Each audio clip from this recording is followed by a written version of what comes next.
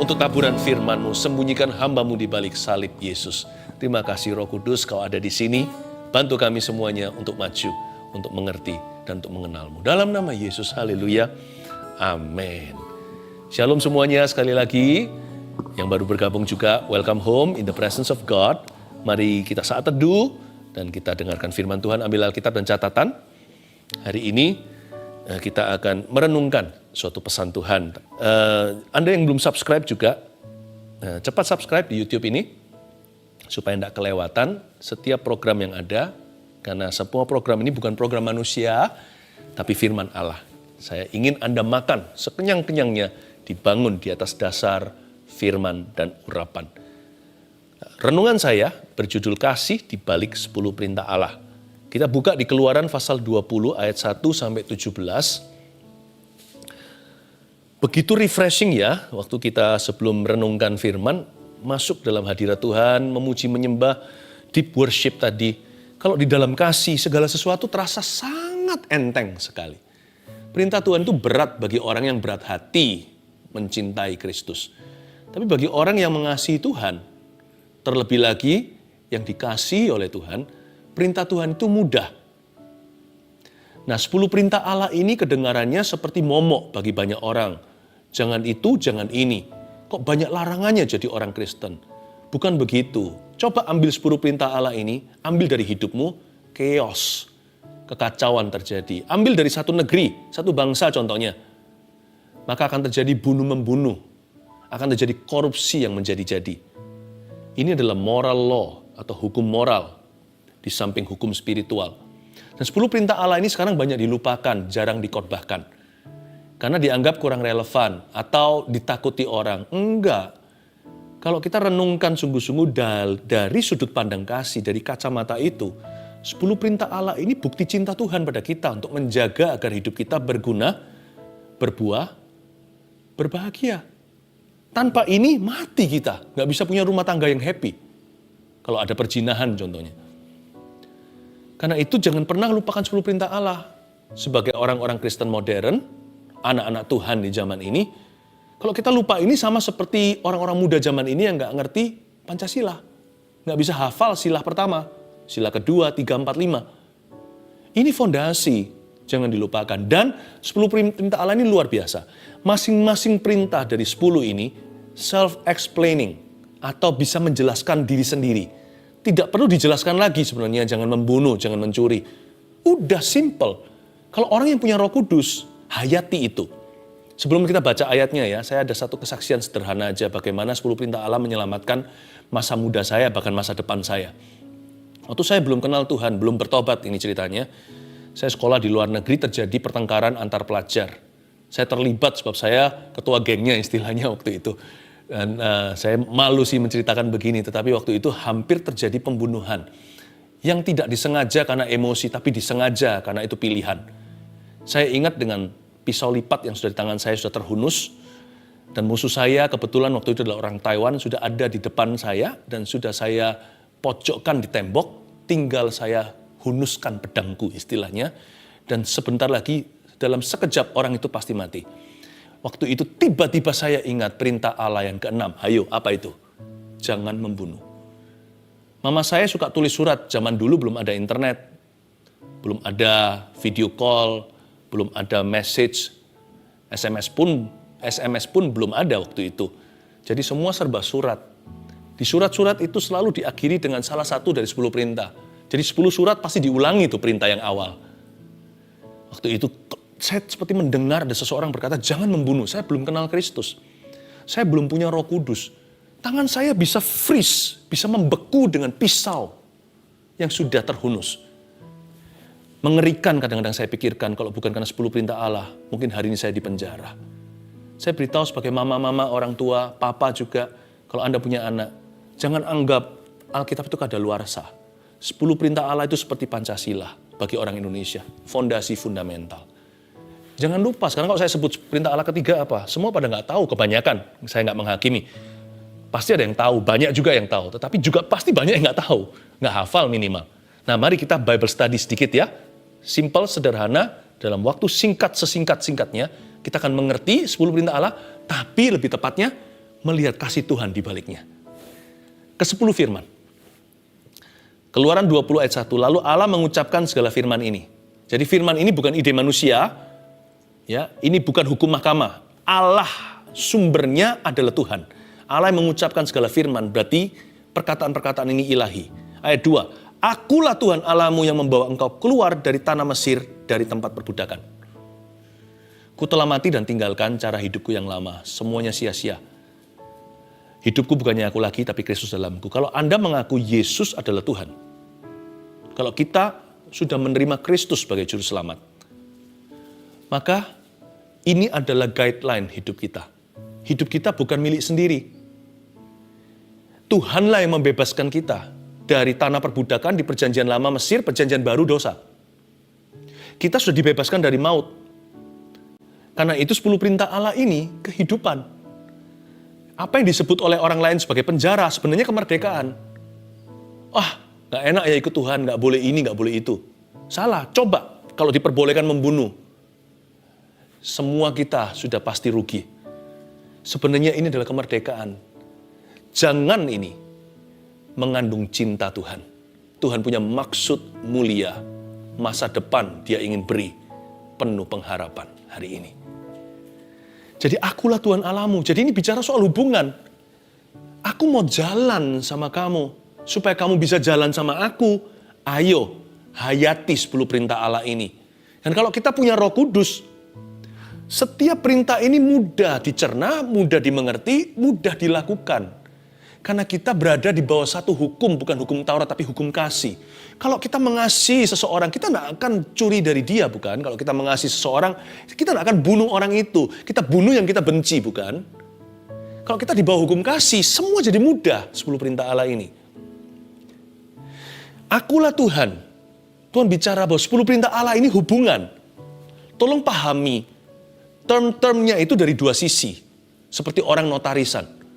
Dari sisi kita yang menerima perjanjian, jangan memandang itu sebagai perkataan jangan. Coba pandang, kenapa Tuhan berkata demikian?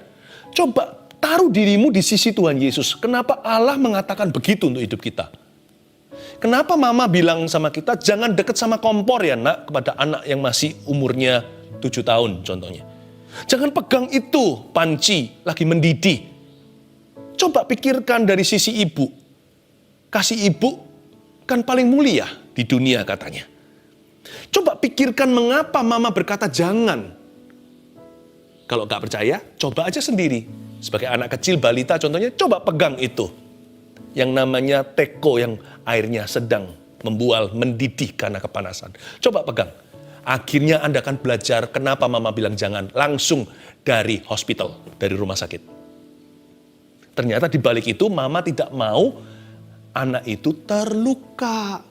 Mama tidak mau, Bapa di sorga tidak ingin Anda hidupnya sempoyongan. Tidak kepingin kita hidupnya sembarangan. Nanti sempoyongan, nanti hancur lebur. Karena Tuhan mati bukan supaya kita masuk neraka. Tuhan mati supaya kita masuk sorga dan sorga masuk hidup kita. Tuhan ingin Anda bahagia. Katakan, God wants me happy. Coba bilang gitu, God wants me happy. Yes, itu dia. Ya, kita lihat ayat yang ketiga sekarang. Jangan ada padamu Allah lain di hadapanku. Perintah ke-1. Jangan lupa ya, sambil dihafal-hafal sedikit, gampang sih 10 perintah Allah ini. Yang pertama, jangan ada Allah lain di hadapan Tuhan. Kenapa Tuhan bilang gini? Kenapa Tuhan itu maha cemburu? Kok suka iri hati? Bukan begitu. Tuhan bilang jangan ada Allah lain supaya kita masuk sorga. Akulah jalan kebenaran dan hidup. Tidak seorang pun dapat datang kepada Bapa, kata Yesus, kecuali melalui aku. Tuhan tidak mau kita ini tersesat. Kalau tersesat di hidup ini masih lumayan, masih bisa ditemukan. Apalagi kalau ada orang yang mendoakan Anda atau mengusahakan, mengupayakan supaya Anda ketemu Tuhan. Tapi kalau tersesat di akhirat, gimana? Jangan ada padamu Allah lain di hadapanku. Sebab jalan keselamatan itu hanya satu. Di hidup ini kalau kita mau cari keyakinan, apapun jadi. Tapi kalau kita cari keselamatan, mau tidak mau harus ketemu Yesus. Kalau Anda belum terima Yesus, ini waktunya. Saya tidak menawarkan agama. tapi hubungan yang kekal dengan Allah. Dan itu hanya dibuka lewat satu tabir, yaitu tubuh Yesus yang disalibkan di kayu salib. Dia yang tanpa dosa, dia anak Allah, mati bagi Anda dan saya. Dia bangkit pada hari ketiga. Bukan sebuah agama yang menyelamatkan, tapi Tuhan buka jalan. Tuhan berkata, di rumah Bapa aku ada banyak tempat tinggal. Aku pergi ke sana mempersiapkan jalan untukmu, akulah jalan, kebenaran dan hidup. Dan kalau Anda sudah mundur dari Kristus, tidak ada jalan lain. Karena Anda sudah tahu kebenaran. Mau muter kemanapun juga harus kembali ke jalan situ. Jadi jalan satu-satunya bagi Anda adalah pertobatan. Cepat kembali. Ayo jangan buang waktu, jangan sia-siakan. Jam kehidupan diputar sekali, tidak tahu kapan berhenti. Antara Anda dan sorga atau neraka cuma satu. Satu utas nafas terakhir. Oksigen, butir oksigen terakhir di otak Anda. Kalau Tuhan berkata the end, maka selesailah. Jangan main-main. Usia tidak garansi. Keselamatan namamu tertulis dalam kitab kehidupan. Itulah kekekalan. Jangan ada padamu Allah lain. Tuhan bilang jangan main-main. Soal keselamatan, jangan pernah buat main-main. Perintah Allah kedua. Ayat 4. Jangan membuat bagimu patung yang menyerupai apapun yang ada di langit, di atas, atau yang ada di bumi di bawah. Atau yang ada di dalam air di bawah bumi. Intinya, jangan buat patung untuk disembah menyerupai apapun juga yang kau dapat pikirkan. Jangan sujud menyembah kepadanya, ini perintah yang sama, atau beribadah kepadanya. Sebab aku Tuhan Allahmu adalah Allah yang cemburu, yang membalaskan kesalahan bapa kepada anak-anaknya, kepada keturunan yang ketiga dan keempat dari orang-orang yang membenci aku. Ternyata ada kutukan orang-orang yang menyembah berhala. Sampai 3-4 keturunan di ayat 5. Tapi ayat 6, Tuhan itu selalu berakhir dengan janji. Bukan ancaman. Tuhan itu kasih soalnya. Kalau dia menghukum itu terpaksa. Hatinya itu selalu pada cinta. Tetapi aku menunjukkan kasih setia kepada beribu-ribu orang. Yaitu mereka yang mengasihi aku dan yang berpegang pada perintah-perintahku. Indahnya ikut Yesus. Satu orang ikut ribuan yang akan kena dampaknya. Mana lebih kuat? Dosa atau anugerah? Anugerah lebih kuat. Ya. Perintah Allah kedua, jangan membuat bagimu patung untuk sujud menyembah kepadanya dalam rupa apapun juga jangan beribadah kepadanya. Kenapa Tuhan bilang begini? Apa Tuhan itu anti aksesoris atau dekorasi? Saya juga nggak mau kita jadi orang ekstrim, segala sesuatu kita bakarin. Enggak ya. But please be careful untuk hal-hal seperti demikian. Kenapa Tuhan suruh kita jangan menyembah berhala atau buat berhala? Supaya keturunanmu diberkati. Karena Tuhan sudah kasih hukumnya di sini. 3-4 keturunan akan dikutuki. Jangan nanti ada yang sakit jiwa. Nanti ada yang rusak. Cerai turun-temurun, familiar spirit, seperti roh yang familiar di keluarga itu. Saya tidak berkata semua masalah dari setan, bahkan semua penyakit pun bukan dari iblis. Ada dari gaya hidup yang kurang bertanggung jawab. Bisa juga dari stres yang berlebihan karena orang itu tidak belajar untuk melepaskan. Saya ngerti, tetapi juga ada yang dari kuasa gelap. Tuhan tidak ingin rumah Anda diisi dengan kuasa kegelapan. Jangan main-main dengan perkara demikian. Lain cerita kalau Anda bukan kepala keluarga. Kalau contohnya papa belum terima Tuhan. Lalu papa punya hal-hal yang disebutkan di Alkitab.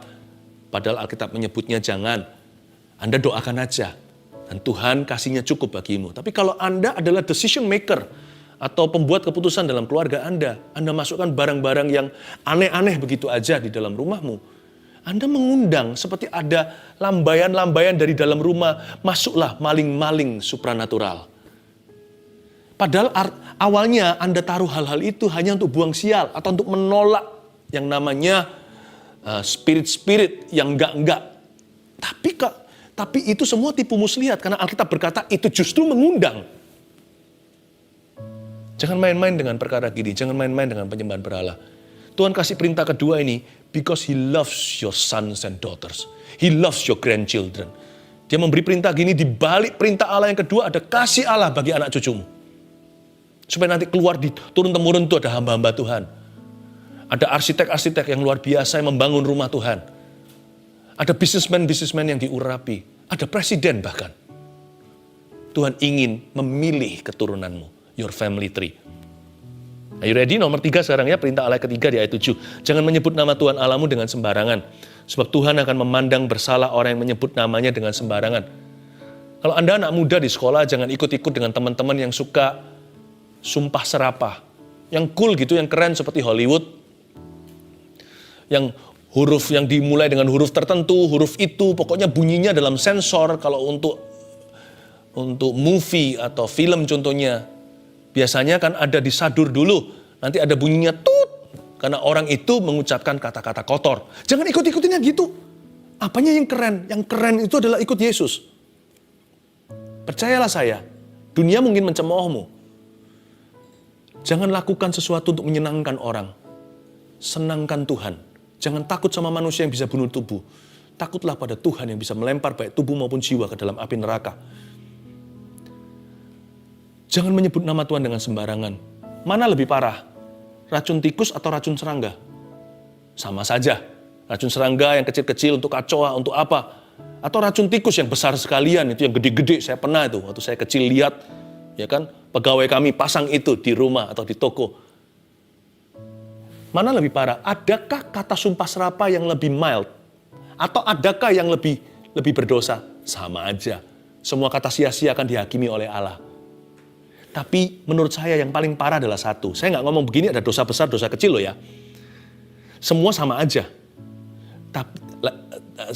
Tapi saya minta Anda untuk belajar, Anda dan saya, kita sama-sama saya mau ingatkan untuk kita belajar respect dengan nama Tuhan Yesus. Karena sekarang ini, di dalam kategori vocabulary, sumpah serapah, atau curse word, atau coarse languages, kenapa ada nama Yesus di dalamnya?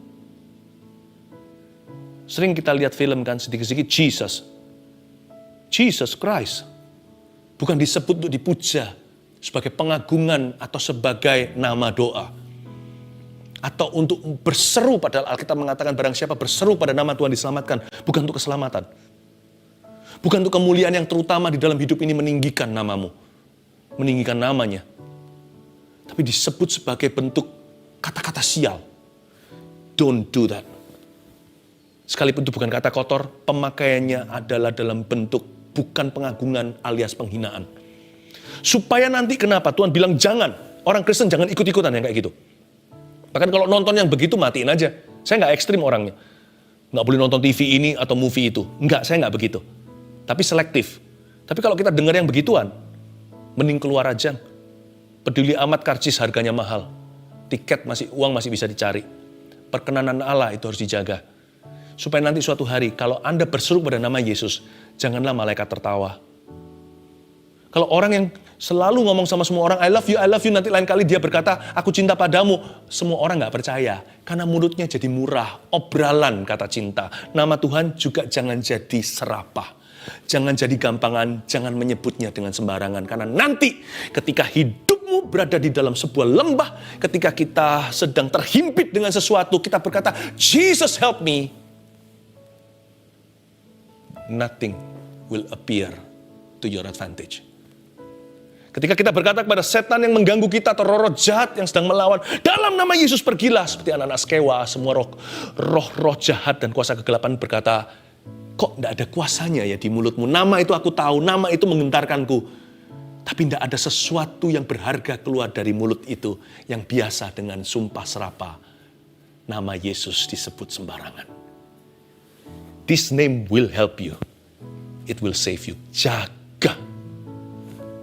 Apalagi kalau kita adalah orang Kristen yang merasa dekat sama Tuhan, apalagi kalau kita dekat sama Tuhan, jagalah kewangian nama itu. Kalau kita disebut Kristen, berarti kita seperti Kristus kecil. Kita seperti Kristus, jagalah reputasi, bawa diri, supaya orang jangan muak dengan Kristus gara-gara dengan kita. Itu juga arti lanjutan, jangan menyebut namanya dengan sembarangan, atau jangan disebut Kristen dengan sembarangan. Ya, ayat yang ke-8, perintah Tuhan Allah, 10 perintah Allah yang keempat. Ingatlah dan kuduskanlah hari Sabat. 6 hari lamanya engkau akan bekerja dan melakukan segala pekerjaanmu. 6 hari ya, tapi hari ke-7 adalah hari Sabat Tuhan Allahmu.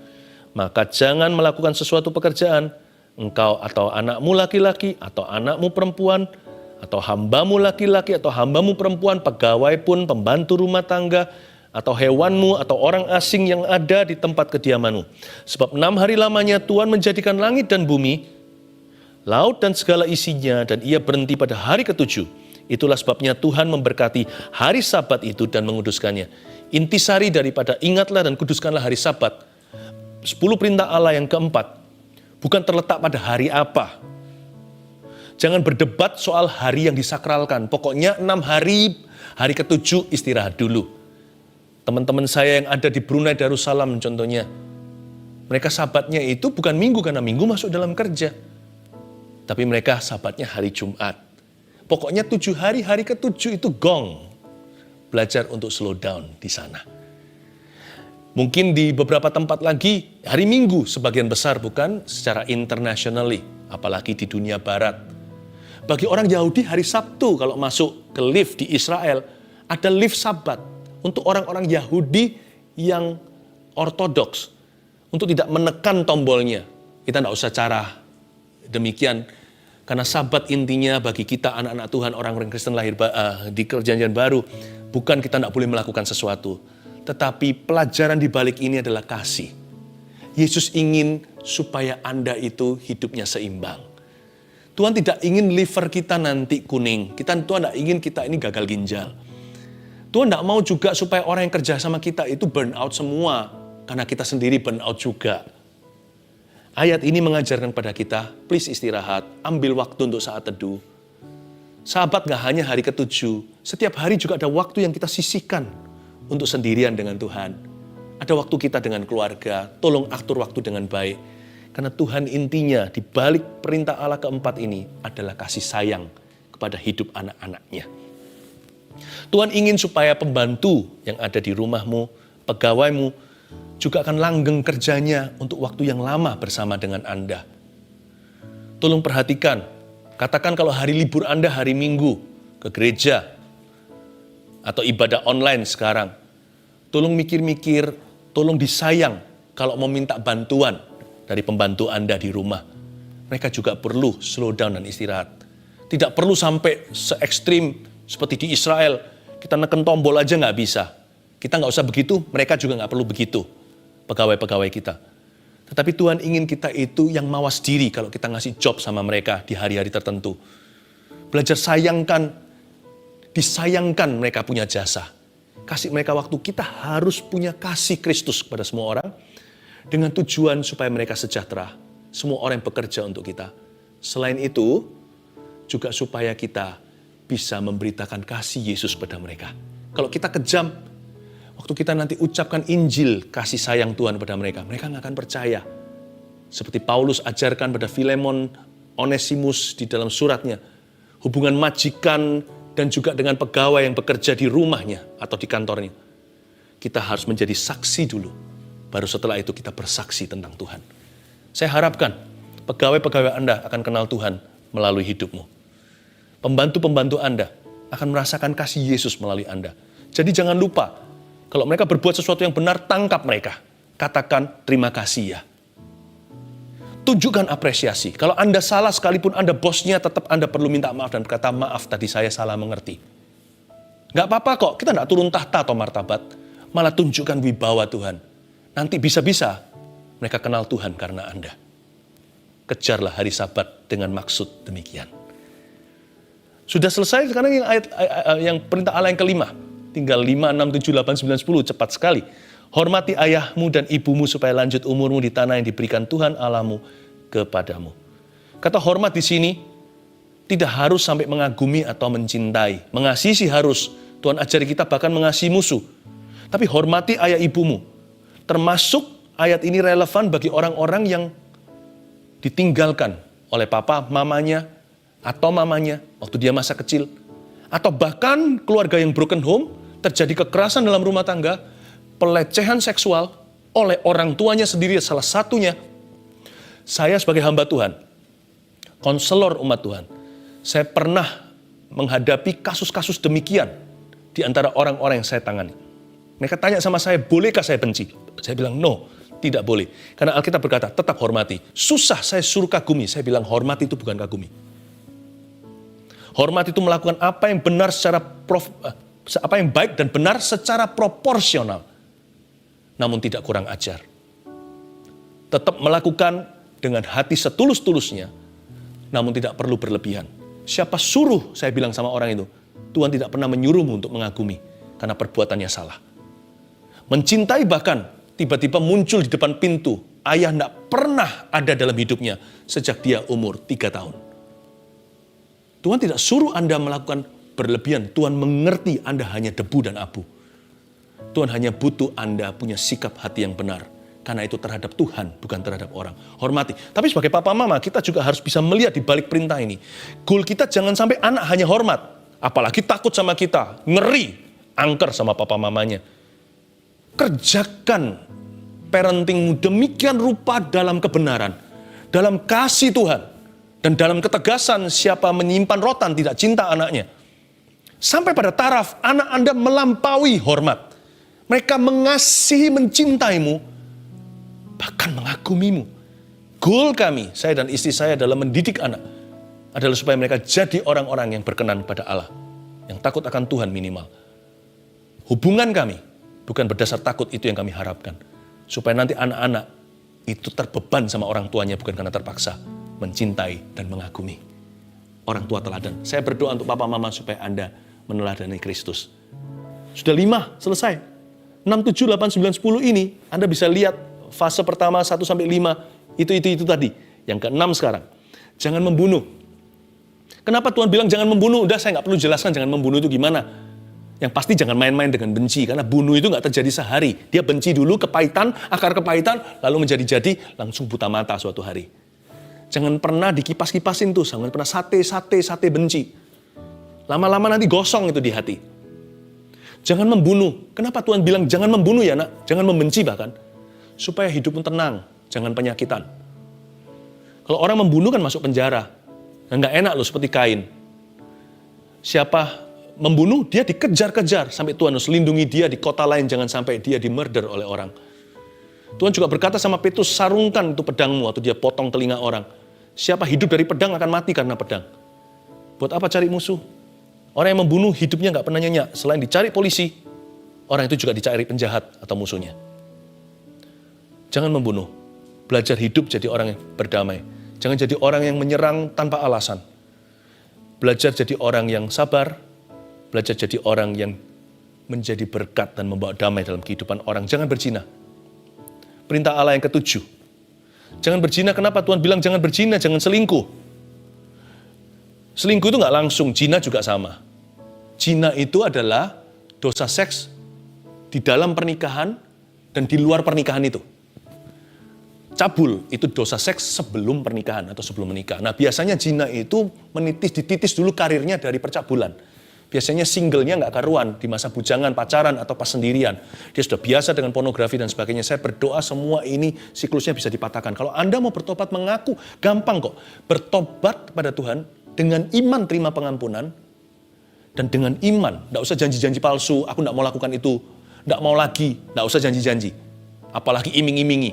Nanti kalau saya sudah bisa berhasil, nanti saya mau pelayanan dan sebagainya, nggak usah begitu. Bilang aja Tuhan aku salah, aku minta maaf, dengan iman terima pengampunan, move on. Tinggalkan, dengan iman tinggalkan dosa itu. Jangan pernah main-main dengan dosa seks. Karena dosa itu bahaya. Bisa mengakhiri satu rumah tangga. Kenapa Tuhan bilang jangan berzina? You want to know why?